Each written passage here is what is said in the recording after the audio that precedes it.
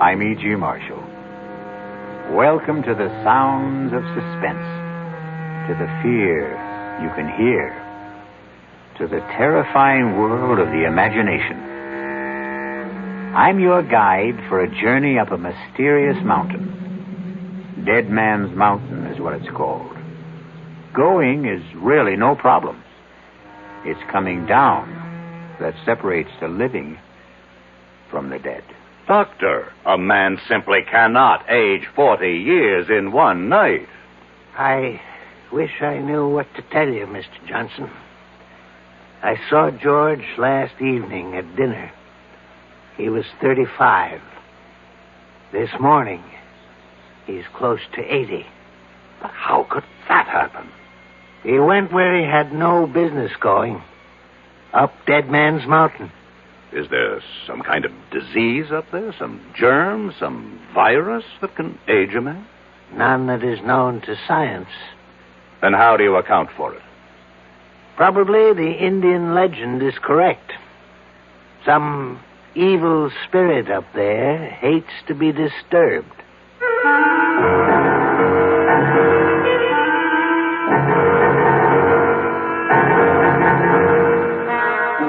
Our mystery drama, Dead Man's Mountain, was written especially for the Mystery Theater by Sam Dan and stars Alan Hewitt.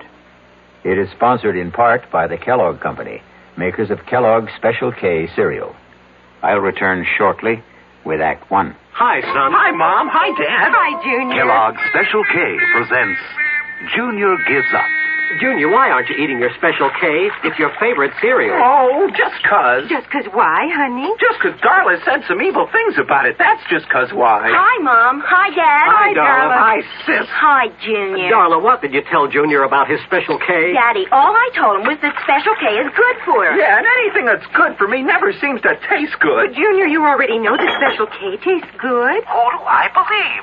Darla or my taste buds? What's that, son? Oh, nothing, Dad. Son, Special K is America's favorite high-protein cereal. It's got minerals, vitamins, iron, and all those good, nutritious things. But it got to be so popular over the years because it tastes good, too. You mean it's good for me and tastes good, too? Right, son. Right, Dad. Right, Junior. Right, Mom. Right. Right, indeed. Start your balanced breakfast with Kellogg's Special K. It's nutritious and delicious. Right, Dad.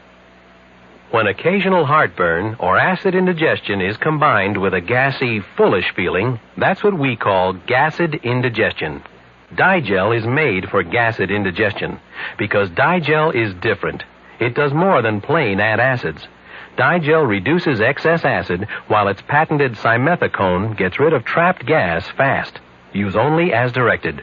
Digel for gassed indigestion. No plain add acid can do what Digel can. Was I embarrassed? Even though I used an adhesive on my dentures, they still came loose during dinner. And when I had to be... This denture wearer should change to Cushion Grip, a soft, pliable thermoplastic adhesive that even hot or cold liquids can't dissolve. That's why Cushion Grip lasts and holds dentures much longer than ordinary powder, paste, or cream adhesives you often must apply 2 or 3 times daily. For new, long-lasting security, new comfort, change to Cushion Grip.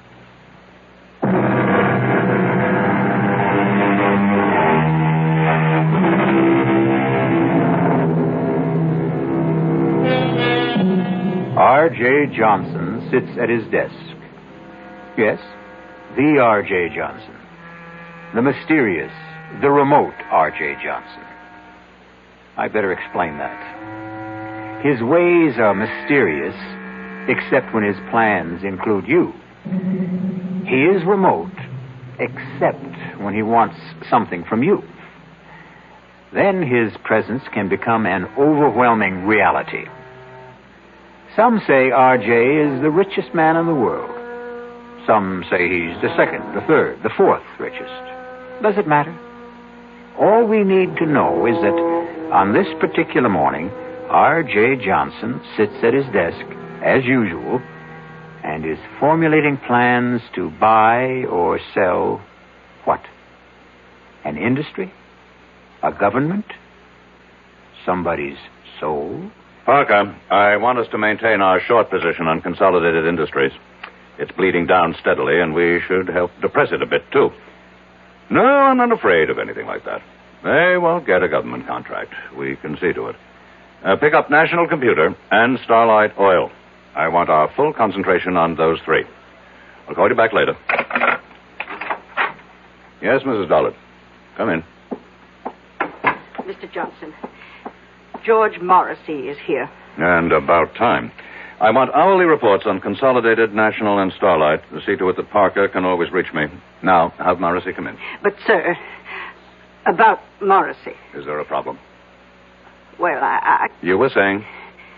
Perhaps I should have said... Mrs. Dollard, are you all right? Perhaps I should have said... There's a man outside who claims to be George Morrissey. Mrs. Dollard, you know George Morrissey.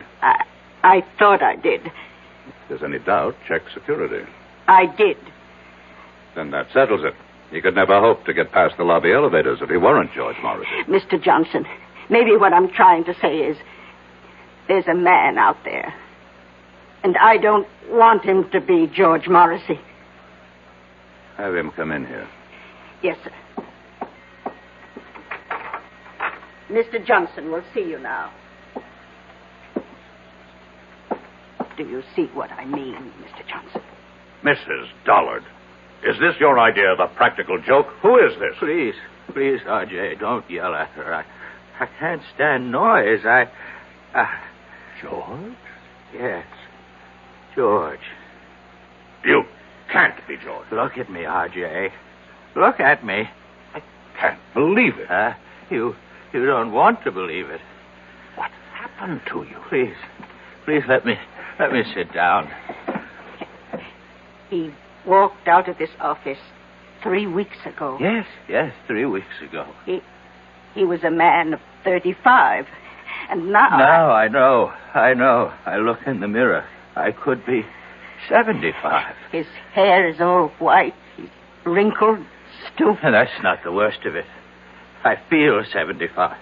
I couldn't even walk without this cane. George, the first thing you have to do is tell me exactly what happened. I was at Manitou Mountain, getting the development deal set, and R.J., listen, we'll have to forget it. Give it up. What are you saying? I'm saying forget it. Look at what happened to me.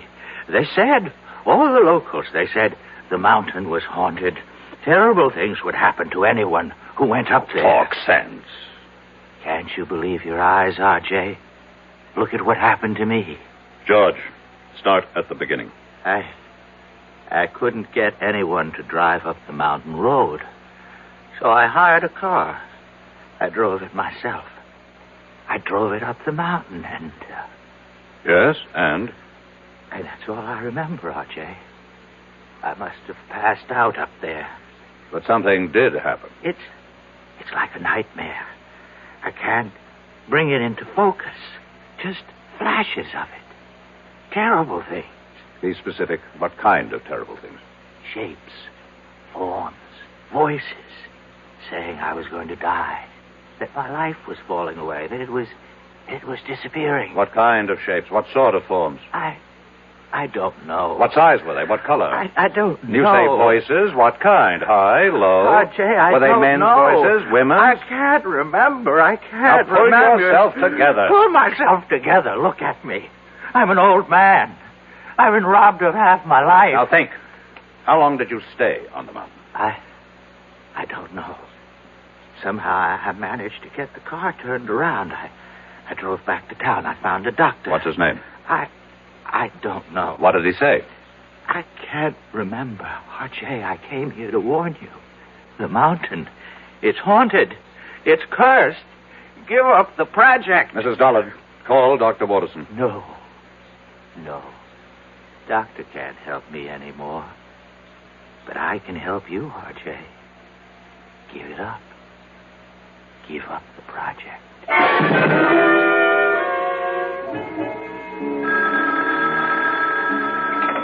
Dr. Waterson?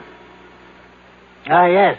Keep him on fluids, and whatever you do, see that he remains absolutely calm. That was the resident. About George? No change in his condition.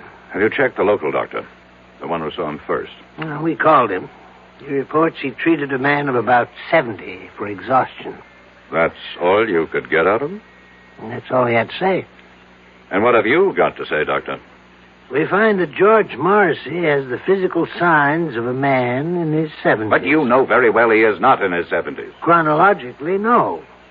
Medically, yes. Is there a disease that could age a man so radically in so short a time? I would say a man could be ravaged by some psychic or physical attack, but here we have no signs of trauma.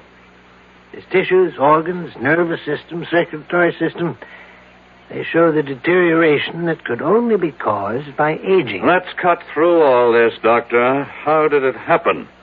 We don't know. You don't know. Am I supposed to buy this nonsense about a haunted mountain, curses, and all that? I don't have the answer, R.J. Watterson, over the years, I have contributed millions for medical research. I bought this whole hospital for you. So, are you telling me that now, when I need some answers, I'm not going to get anything for my money? I'm telling you that we have no answers at this time. Is it possible that George could be faking? Why should he want to fake? Answer my question. The answer's no. I want to see him. He's very weak. Is it important? I don't make unimportant requests. Well, just for a minute or two at most. And please, don't excite him.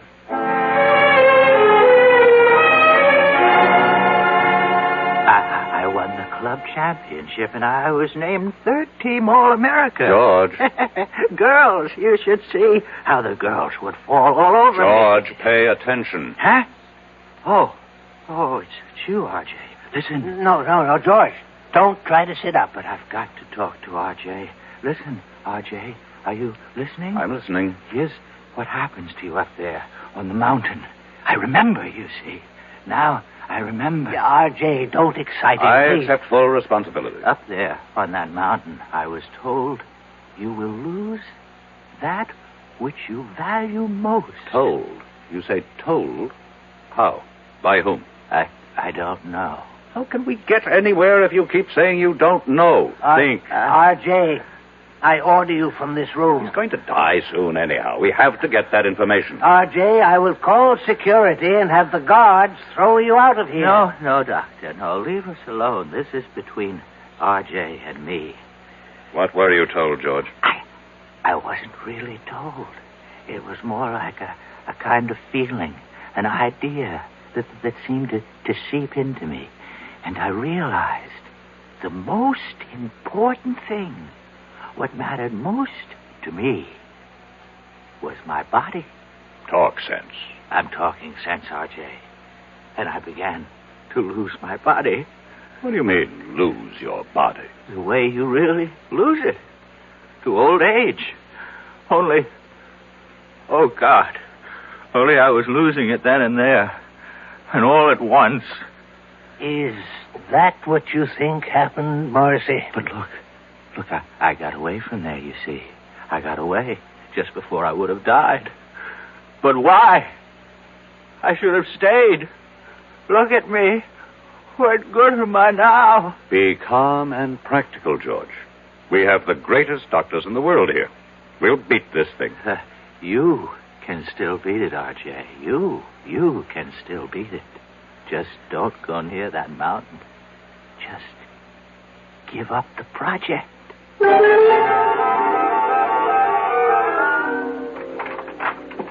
You wanted me, Mr. Johnson? Has Parker called while I was out? Yes, sir. He reported in. Consolidated stock is still falling. That's good. National Computer is rising. And Starlight Oil is doing well with the new government. Tell him to increase our holdings. Try 10%. Now, cancel the rest of today and all of tomorrow. Yes, sir. Call Chuck Daly. I want him here in 3/4 of an hour. Sir. What is it? Well, Chuck's about to leave for Florida. His daughter's getting married this afternoon. Tell him he is to fly me up to the Manitou Mountain area. But, Mr. Johnson... Now, what is it, Mrs. Dollard? You can't go up to Manitou Mountain. Why not? You saw what happened. What did happen? You saw George Morrissey. About George Morrissey. Either he caught a disease... But medical science doesn't know of such a disease. Medical science is constantly being surprised. Obviously, someone does not want me to develop the Manitou Mountain Resort Complex. And perhaps they managed to buy George Morrissey. But I would bet my life on George Morrissey. You must never bet your life on anybody, Mrs. Dollard. The nearest town to Manitou Mountain is Lafayette Center. Reserve a room for me there at the motel. But he is George Morrissey. Fingerprints, dental records. Reserve it under the name R.J. Smith. Mr. Johnson, are you going up there alone? You know perfectly well, Mrs. Dollard, that the way to get something done is to do it yourself. But isn't it dangerous for you to go? Mrs. Dollard, I have complete freedom of action because, as you know very well, practically nobody on the outside has the faintest idea of what I look like.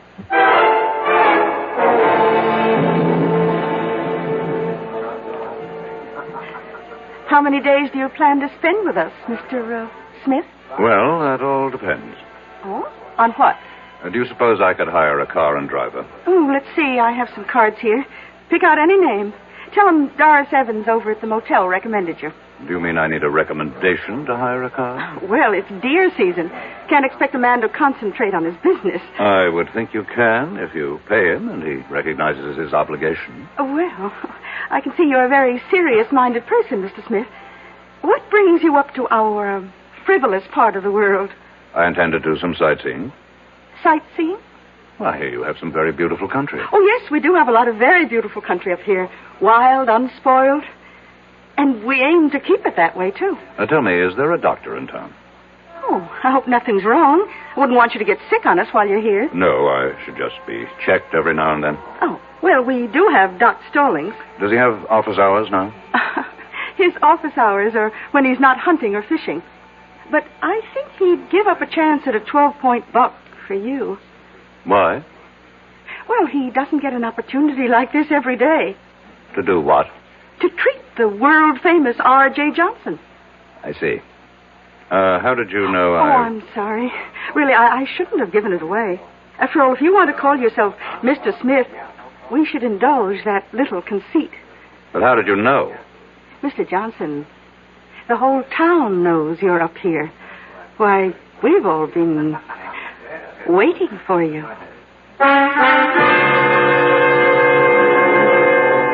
We've all been waiting. Waiting for what reason? Had they also been waiting for George Morrissey? And George was only R.J. Johnson's hired man. We'll be back shortly with Act 2. For children growing up in homes without books, there's a special emptiness. A deep-down hunger for the world beyond the street corner or playground. A world where they could grow up to become whatever they want to be. But millions of these children will never find out about that world because they'll never know what they can learn in books unless you help. RIF, Reading is Fundamental, is helping to get millions of books into the hands of these boys and girls. Books they can choose themselves for keeps. And once a child gets into books, there's no stopping him. More than 150 local RIF programs are proving it in communities like yours. Won't you help RIF? Help the children in your community. Write to RIF Incorporated. That's RIF, care of Smithsonian Institution, Washington, D.C., 20560. Give your hand to a friend. Give your heart to your love. But give your cold to contact. The sooner the better. Hey, I'm back. How's that cold? Rotten. Get the contact? I got everything. Contact, cold tablets, and this liquid. Oh, no. Honey, it's all cold medicine. Well, sure, but it only takes one contact for up to 12 hours continuous relief from sneezing, drips, congestion. For that, I'd need 6 of your cold tablets. 2 every 4 hours. Or 3 ounces of nighttime liquid. 1 every 4 hours. Or just 1 contact. The tiny time pills do it. Well, it's all cold medicine. Those others contain antipyretic analgesics. The liquid, antitussive, and alcohol. They're not in contact. 6 or 3 or 1. I choose the 1 contact. Me too. And I'm the one with the cold. Give your cold contact. The sooner the better. 6 or 3 or 1. When you catch a cold, take contact. Only as directed.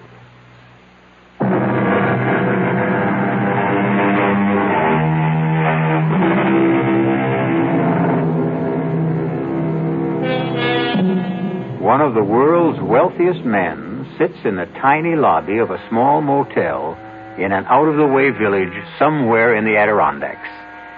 And suddenly he feels that all of his money and power somehow seem to be very far away at this anxious moment. You say the whole town's been waiting for me, Mrs. Evans? Yes, we've been waiting. Why? Well, you own us now. I own you. In a manner of speaking. You own all the land that surrounds this village. I would think of myself as more of a neighbor. Well, we don't think your plans for the area will make you a good neighbor. You had your chance to protest against the project at the hearing. And we did. And after the legislature weighed all the pros and cons, they acted in the interests of the entire state, not your narrow provincial prejudices. You really believe that, don't you? I certainly do. Well, we know why certain votes went a certain way. Oh, do you? Suppose you tell me. We know there was bribery and pressure. Really? None of this was found by the special prosecutor's office. Well, I must admit, though, I admire your courage. My courage? To come up here, all alone, without your thugs. Oh, just a minute, Mrs. Evans. Oh, they have clean fingernails, excellent manners, college degrees. But they help you to steal and cover your tracks. In that sense, they're no better than common thugs. You really believe that, don't you? Now, let me set you straight. I have never done anything illegal. Oh, you can't be serious. No court has ever found me guilty of any crime. Congratulations. But here's what I am guilty of. Success. And this has earned me the envy and the hatred of millions of people. But that's human nature. I understand that. What I don't understand is the attitude of the people in this town. I'm not taking anything from them. I'm going to make every one of you rich. Can't you believe it? Oh, yes. We believe it. Do you have any idea how property values in this town will skyrocket when the development is here? Yes, indeed. Then why is everybody so unhappy? You know, you remind me of my husband. My late husband, that is. In what way? He was an unsuccessful version of you. He also worshipped money. But he didn't know how to make it. Now, what happened to your husband? He went up to what your investment brochure calls Manitou Mountain. Dead Man's Mountain, we call it around here, and it killed him. How could the mountain kill him? It's an old Indian legend. Unless your conscience is completely clear, that mountain will kill you. Well, it killed poor Sidney Evans, rest his soul. Killed him? How? He was discovered at the foot of it. He was completely shriveled. There must be an explanation. Doc Stallings never found it. He just wrote it up as death due to causes unknown. Stallings is, after all, only a country doctor. That's right, he is. Tell me, how do your high-powered city doctors explain Mr. Morrissey? Well, you know about Mr. Morrissey. Oh, the whole town knows about Mr. Morrissey. Poor Mr. Morrissey, he went up there. Something he had no business doing. I must correct that. He had every business doing it. He was my agent inspecting my property on orders from me. But the fact is, he went up there, and the mountain got him. Have other people met with mysterious results after climbing that mountain? Oh, very few and far between. We may be just country folk up here, but we learn from experience.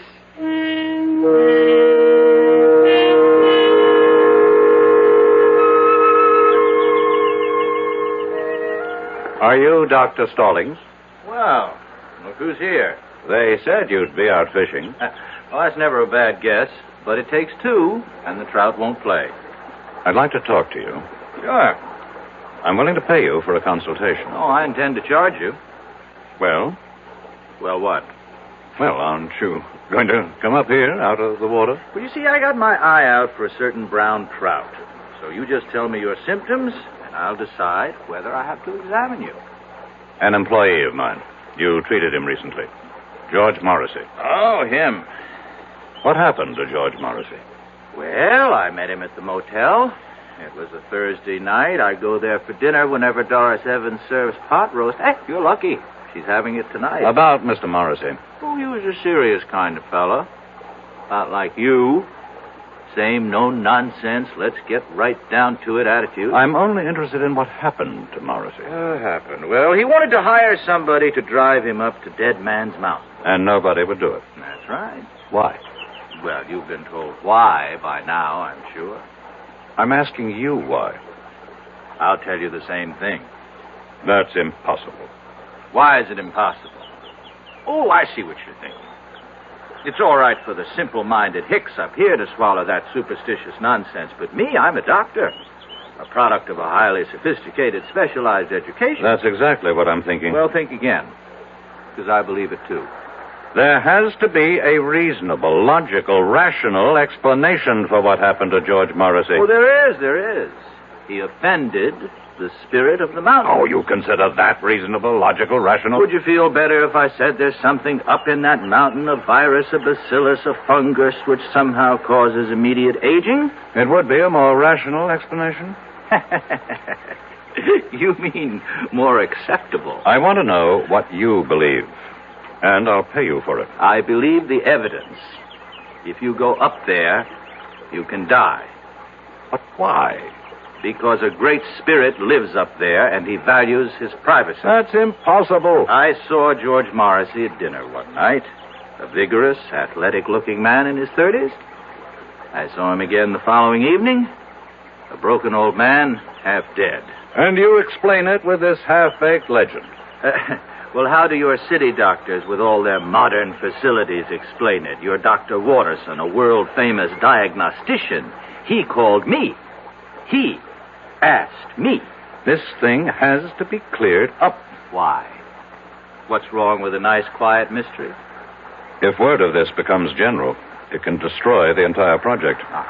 Is that bad? Millions of people will be deprived of an opportunity to enjoy healthful recreation in a fresh country environment. But it won't be fresh country, you see. You'll have superhighways and smoke and noise and honky-tonk resorts. I'm convinced that you people are up to something. Well, you tell me what. I don't know. But I assure you, I have the resources to find out. Well, if you ever do, let me know.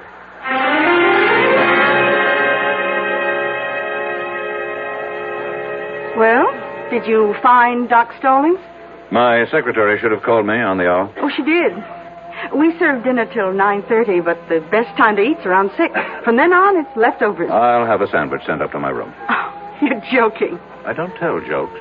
You mean all you want for dinner is a sandwich? Mrs. Evans, food is merely fuel. The body is just a machine, and so my tastes are very simple. Whom do rich men think they impress when they say they have simple tastes? Do you have a wife? I never married. Oh? Well, so far we've eliminated wine and women. I can see by looking at you that there isn't too much song. Oh, what do you do with all your money? I make it grow. Well, whatever you do, don't go up that mountain. I don't think I need any more advice from anyone around here. I would like to place a call to New York. You go up that mountain, and when you come down, you'll be penniless. You have my secretary's number there. Please put it through. Just remember, I told you.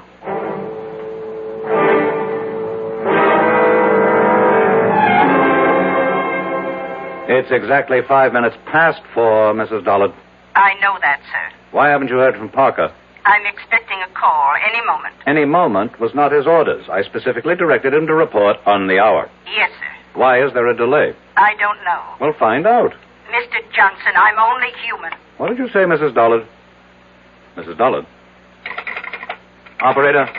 Operator!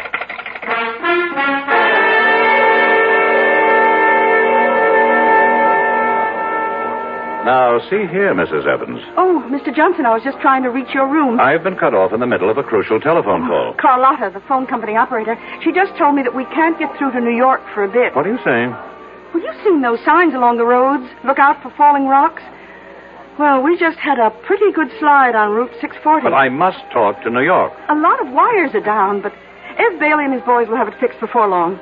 Oh, Hi, Doc. Hello, Doris. And why does the celebrated R.J. Johnson look so agitated? Well, he can't make a phone call. Oh, my. You know, Mr. Johnson, as a physician, I have a prescription that could keep you healthy and happy for years. Doctor, I'm in no mood for your folksy philosophy. I have to make a phone call. Don't you want to hear my prescription? How long will it take to repair the lines? So, maybe an hour. An hour? Maybe less. I would prescribe the following. Chuck it all, Mr. Johnson. Give it up.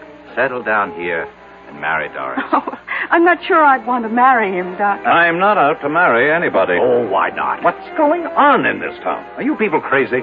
Where's the police station? The police station? Well, we do have a sheriff. Send for him.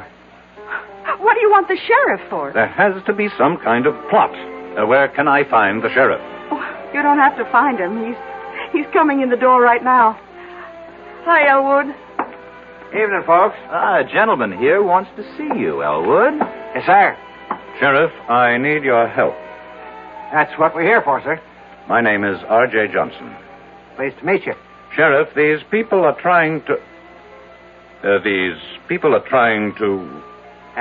Yes, sir? These people are out to do me harm. Which people? Among others, these two.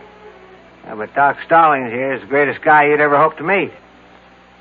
Matter of fact, he takes care of me. And I personally vouch for Doris. She's my sister.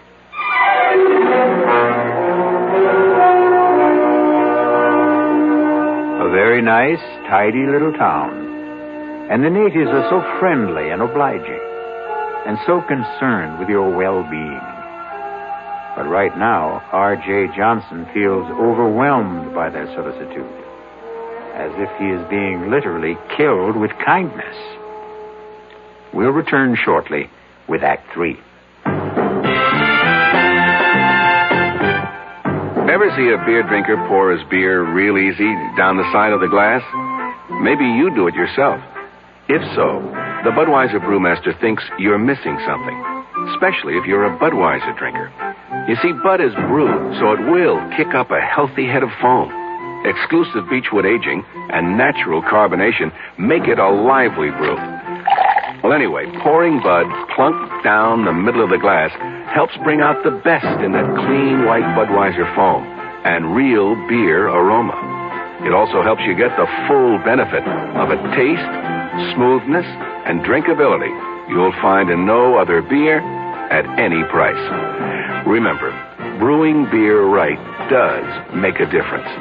Next time, pour that Budweiser right down the middle and see for yourself. Anheuser-Busch, St. Louis. I'm Art Linkletter, and I'd like to talk about something that everybody loves. Babies. Play School has introduced a group of fascinating baby toys. Play School, a Milton Bradley company, has been making toys for generations of preschool children. And their baby toys are just terrific. They're fun and safe. Babies will love the Baby Action Ball. They can grasp it, roll it, shake it, or throw it. The Baby Mirror of unbreakable stainless steel introduces them to the most important person in the world when they look into the mirror, themselves. The Play School Toddler Truck is great for baby to scoot around in, and it even has a miniature telephone for baby's first phone calls. My children are grown up now, but if they were babies, I know what I'd want them to have, the Play School Baby Toys. Your children are going to love making discoveries every day with Play School's new baby toys. And every day is a good day to make a baby happy.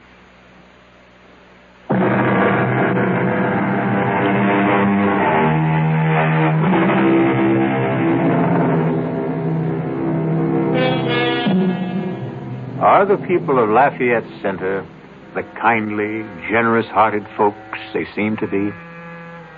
Or is this a place of evil where death waits for strangers, especially a wealthy stranger like R.J. Johnson? How are these good people out to harm you, Mr. Johnson? I don't know, Sheriff, but something is going on. And I demand protection until I can get some of my own people up here. You got to appreciate my position, Mr. Johnson. There's nothing I can do unless you make a choice. Well, we're only trying to help him, Elwood. You see, I look at this man's face, and I hear the tension in his voice, and I see his color, you know? So I say to him, change your way of life. Settle down up here. Is that harming him? Well, it doesn't seem like it. I recommend a more regular routine. And we both keep warning him, stay away from Dead Man's Mountain. Mr. Johnson? Thinking about... For reasons best known to yourselves, you people are determined to keep strangers at a distance. Oh, we'd only be too happy if more folks would move up here. And so you invented this nonsense about a cursed and haunted mountain. But why? You know why, Sheriff. Because to any man of intelligence and courage, it presents a challenge. But before a man goes up there, you prepare him. Well, gentlemen, you can stay and listen to all this. I've got to serve dinner. By all means, Mrs. Evans. We can continue this discussion at the table. Oh? I thought all you wanted was a sandwich. Oh, no. Tonight, I'm having all the trimming.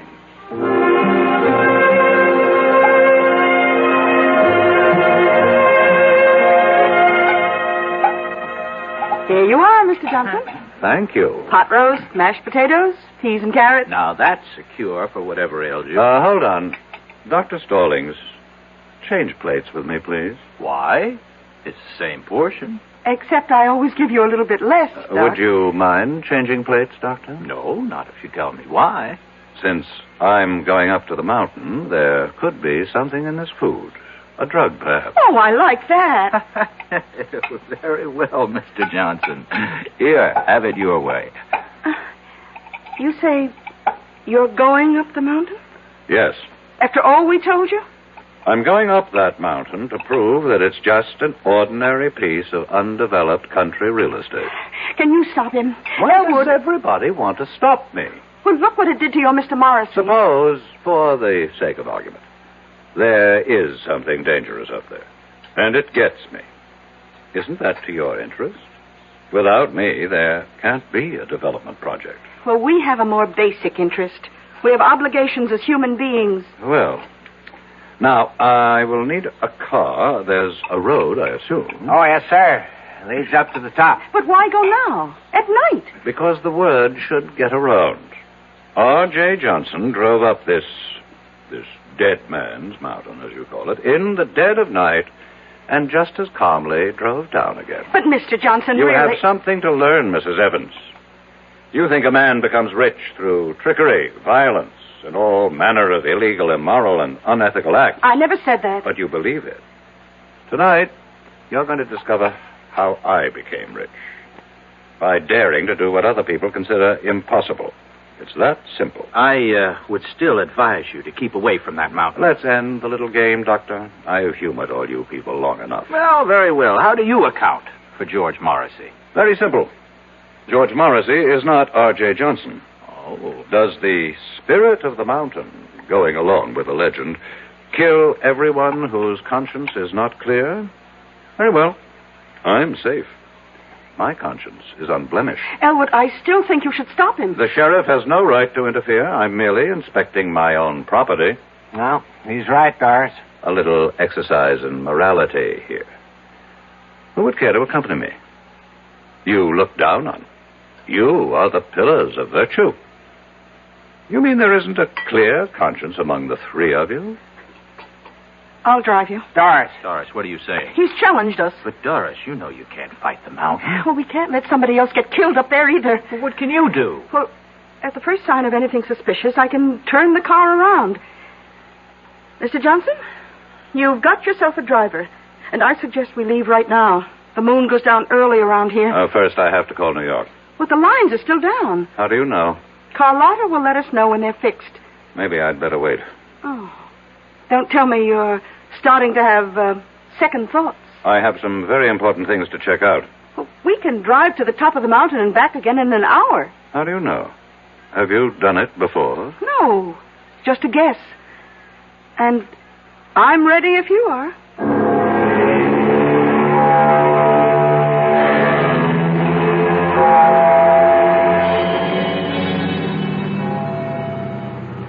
Well? What is it, Mrs. Evans? Well, we're here. We're at the foot of Dead Man's Mountain. And there, You see, on your right is the dirt road that leads upward. How far? Oh, I don't know. Well, what are we waiting for? You won't change your mind, Mr. Johnson? No. I still don't understand why you have to do this. This is another reason why I'm a rich man. I buy stock nobody else believes in. I finance schemes other people think are harebrained. I back men no one else will work with. And I climb mountains everyone else is scared by. I'm climbing this mountain, too. Then you also deserve to be rich. Well, do we go ahead or do we turn back? One must always go ahead, Mrs. Evans. Then, here goes.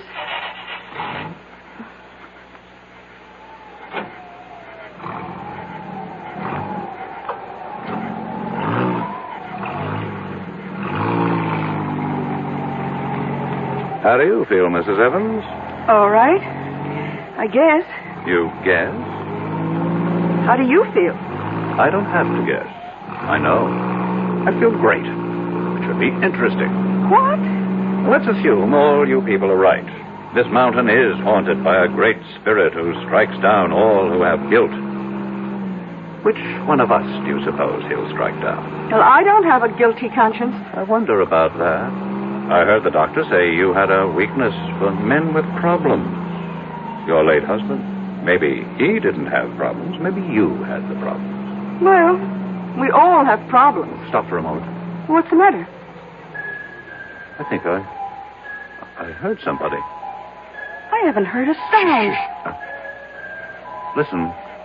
RJ, I'll have the security guards throw you out of here. It's Watterson. It's Dr. Watterson. What's he doing up here? Who's Dr. Watterson? He's looking after George Morrissey. I'll throw you out of here. Didn't you hear him? There's no one around but you and me. Now that I think of it, that's a strange way for Watterson to talk to me. He would never have the guts to say that unless he knew something. Look, I think we'd better turn around. No. I think I'm learning something. Watterson, do you know that Watterson is Parker's son-in-law? Oh, who's Parker? My administrative assistant. He executes all my orders. Suppose Consolidated Industries is not going down. Suppose it's starting to go up. Suppose Parker is still holding... Oh, come on, Mr. Johnson. Just relax. Huh? Now, if it's too much for you up here, let's turn back. Tell me, Mrs. Evans, how did you know I'd be here? Well, we just assumed. No one told you. Who would tell us? A pilot. My pilot. I didn't even know you had one. He may have been put out because I made him fly me here on his daughter's wedding day. Oh? Well, that really wasn't nice. I pay him enough, but he didn't tell you. No. Listen. I don't hear anything. Just listen. There. I'm only human, Mr. Johnson. I'm only human. Why would she answer me like that if she didn't know something? I don't hear a thing, Mr. Johnson. I'm only human. Let me tell you about her. She's quiet. She's almost mousy. But she's ambitious. I can tell. I've made her a rich woman. She's in on it. She's in on it, too. She and Parker and Morrissey. They worked it out. And you're in on it, too. Me? They wanted me out of the way. And so all of you got together. You worked up this phony scheme. Look, we're going to turn back. Answer the phone. What phone? Answer it. Hello. Hello. Mr. Johnson, I have the latest quote on Consolidated. It's going up. It can't go up. It's gone up 5 points so far. Get Parker. Close it out. Close it out. I can't find Parker. Get him. Mrs. Dollard. Who are you talking to? My secretary. She hung up on me. How could she hang up? There's no phone. Consolidated is going up. But there's no stock market at night. Mr. Johnson, it's going crazy. National computer is going down. Have Parker sell at once. I can't find Parker. Mrs. Dollard. She's gone again. Listen to me, Mr. Johnson. Please, listen. Do you know how much money I've lost so far? Please, listen. You have nothing to be afraid of. It's just a legend. Who can be sure it's true? Oh, sure, we local people push it to scare away developers. I feel weak. As if I lost a lot of blood. Listen, you're R.J. Johnson. You're not to be taken in with this superstitious nonsense. Fight it off. I can't. I'm trying. But all my strength is going. My money... disappearing. Your money isn't your strength. It is. I have nothing else. Please, answer the phone for me. I can hardly lift the receiver. The rebel government just nationalized Starlight Oil. What did you say? Mrs. Dollard. Mrs. Dollard. Mr. Johnson, we're leaving. What? It happened. Everything I was afraid of happened. Consolidated went up. National went down. And Starlight... Nothing happened. It's all your imagination. Mr. Johnson. Mr. Johnson. Talk to me! Mr. Johnson!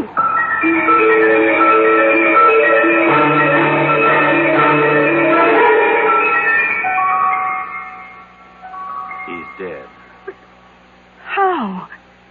Why? Doris, I don't know. There isn't a mark or a sign on him. It's as if all the force and vital energy just left his body. Well, maybe it's all for the best. He was in trouble. Trouble? It was on the news. Some of his holdings went haywire for some reason. 3 big companies. He's out millions. He may have died just in time. The mountain. The mountain. What about the mountain? It's true. Every word we say about it. It's true. Oh, come on, sis. How can it be true? The mountain killed him. It took away his money. Doris, are you all right? I don't know. I don't know yet. I wonder. What did it do to me? Well, what did it do to Doris? Everybody loses what he values most up on Dead Man's Mountain, as the saying goes. Maybe Doris had fallen in love with R.J., and thus the mountain robbed her, too. I'll be back shortly. Who knows how to help you solve your shopping problems? Your Better Business Bureau knows. For heaven's sake, this store won't give me back my $25 for the ice skates. All they would give me is this credit slip, and they don't even have any more skates in my size. Oh, what am I going to do? Madam, not all stores make cash refunds on returns, you know. Who are you? I'm the man from the Better Business Bureau. You know, only some stores will make refunds because it's their policy to do so, not because they're required to do so. Next time, remember, find out about a store's policy on refunds and exchanges before you buy. I guess you're right. Well, you know, it's just another tip from your Better Business Bureau.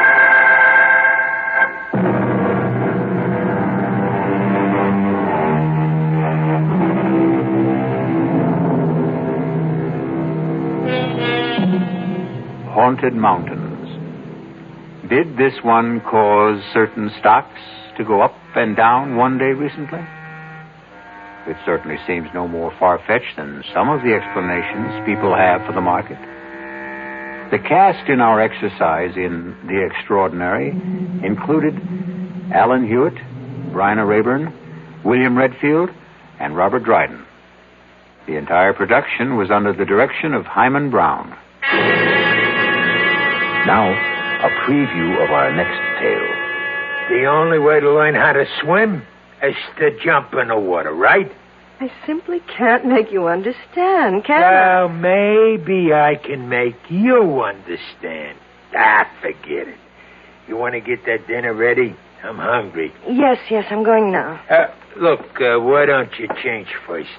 Change? Yeah, your clothes. Get more comfortable. Yes, I think I'd like to do that, George. I won't be long.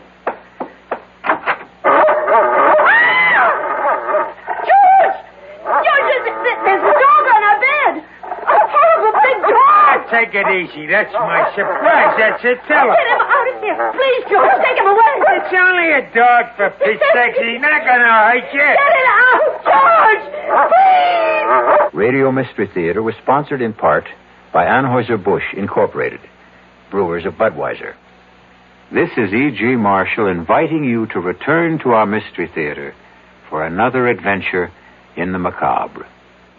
Until next time, pleasant dreams.